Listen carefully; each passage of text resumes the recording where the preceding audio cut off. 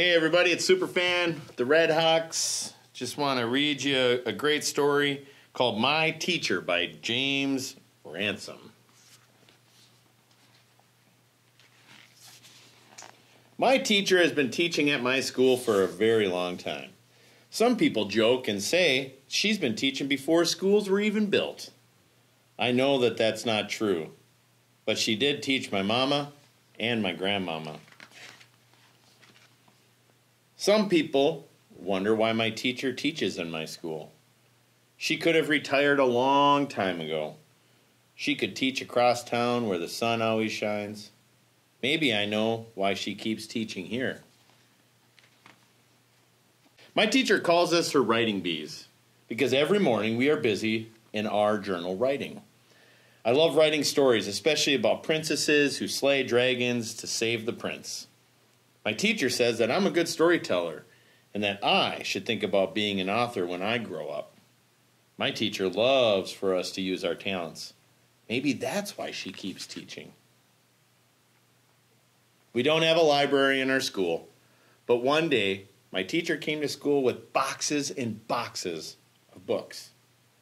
We are making our own classroom library, said my teacher. Fiction on this side and nonfiction on that side. My teacher loves to read and makes us love it too. Maybe that's why she keeps teaching. The next day, my teacher was reading us a story about fathers when my friend Erin started crying. She said that her parents are getting a divorce. My teacher closed the book right away and we began discussing different types of families. Later, she took out crayons and paper and asked us to draw family portraits. After we came back from lunch, everyone had to stand next to their drawing and tell us who was in their family. One boy had 2 uncles, an aunt, and 5 cousins living in this apartment. My teacher likes to talk about things that are important to us. Maybe that's why she keeps teaching. One day, my teacher read us a story about a jazz musician named Duke Ellington, which we all loved. Then she brought out her jazz records, an old record player. She taught us that there are different styles of jazz.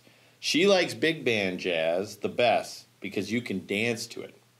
In Harlem, there was a dance called the Savoy Ballroom, and they did a swing dance called the Lindy Hop, said my teacher.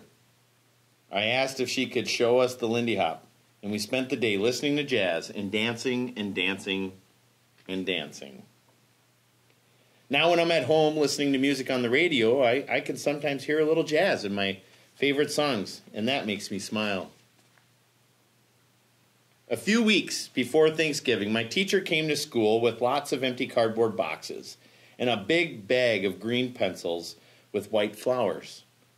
Everyone in our school donates food so we can fill up the boxes for people in our neighborhood. When I asked my teacher why, she just said, "We don't always know what challenges others have at home," she says. "It is always important to help others in need."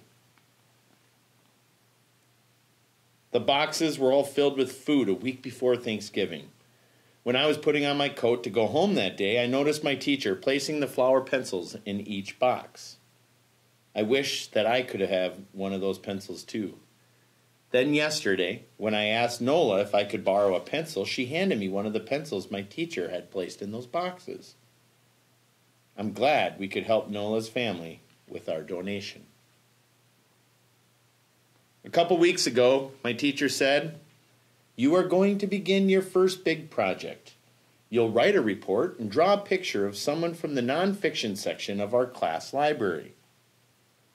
See, we could choose anyone we liked, a famous artist, an author, inventor, astronaut, or president of the United States. I picked Langston Hughes. He was a great poet during the Harlem Renaissance. And we did some research on the computer and used books from the public library. I was very surprised to find out that many of the poems Langston Hughes wrote were based on jazz. Every day, for more than a week, we worked on our reports, writing, researching, and rewriting. On the last day, my teacher took out crayons and other art supplies, and we drew portraits of the people in our reports. We put the reports and drawings in the hallway so everyone in the school could see them. We had a party and my teacher took lots of pictures of us next to our projects. My teacher loves to show everyone how much we know, and maybe that's why she loves teaching. If we finish all of our work and we have time before the bell rings, my teacher tells us stories about the kids she once taught. There is the story of City Councilman Mr. Marino. When Mr. Marino was in my class, he looked a mess. His shirt was always wrinkled and hanging outside his pants, and those pants often had holes in them. Who would have imagined he'd be working at City Hall? Asked my teacher. And then there are the stories about Annette Williams, who complained about being sick every day. If she didn't have a rash, a headache, she had a tummy ache or rash, my teacher says. She spent more time in the nurse's office than in class. When I visit her in her office, I call her Dr. Williams. Today, she told us about a little girl who sat right in the corner over there and dreamed about being a teacher. I raised my hand and asked what happened to her. My teacher smiled and pointed at herself and said, I was that little girl. Then I asked, so is that why you keep teaching? Because it was your dream? My teacher replied, I teach because of every one of you. I just love teaching and being part of your lives. I love helping to make your dreams come true.